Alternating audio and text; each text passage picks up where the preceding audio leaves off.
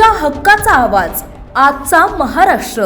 किराणा दुकानात आईस्क्रीम उधार न दिल्याच्या कारणावरून दुकानदारावर आणि त्यांच्या मुलावर जीवघेणा हल्ला केल्याची धक्कादायक घटना घडली आहे। या घटनेत आरोपींनी चक्क दुकानदाराच्या गालाचा आणि मुलाच्या हाताचा चावा घेतल्याने परिसरात खळबळ उडाली आहे।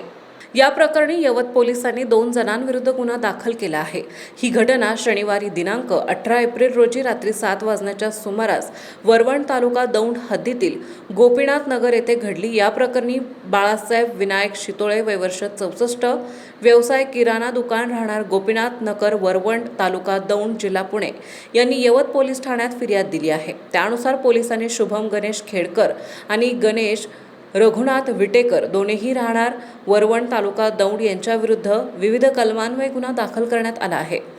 पोलिसांनी दिलेल्या माहितीनुसार फिर्यादी बाळासाहेब शितोळे यांचे गोपीनाथ नगर येथे किराणा दुकान आहे। शनिवारी रात्री 7 वाजण्याच्या सुमारास बाळासाहेब हे आपल्या दुकानात बसलेले असताना शेजारी राहणारे आरोपी शुभम खेडकर आणि गणेश विटेकर तेथे आले। त्यांनी बाळासाहेब यांच्याकडे आईस्क्रीमची मागणी केली आणि उधार देण्यास सांगितले। बाळासाहेब यांनी आईस्क्रीम उधार देण्यास स्पष्ट नकार दिला।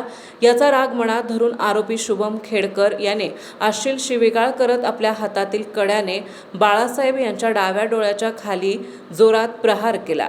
इतक्यावरच न थांबता दुसरा आरोपी गणेश विटेकर यांनी बाळासाहेब यांच्या उजव्या गालाचा जोरात चावा घेतला।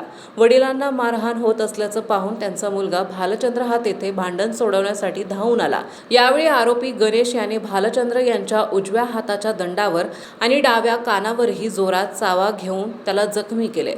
जाता जाता आरोपींनी तुम्हाला जिवंत सोडणार नाही अशी धमकी देऊन दुकानाचा बोर्ड तोडून नुकसान केले आणि तेथून पळ काढला। दरम्यान या प्रकरणी बाळासाहेब शितोळे यांनी दिलेल्या तक्रारीवरून वरील दोघांवर विविध कलमान्वये गुन्हा दाखल करण्यात आला आहे।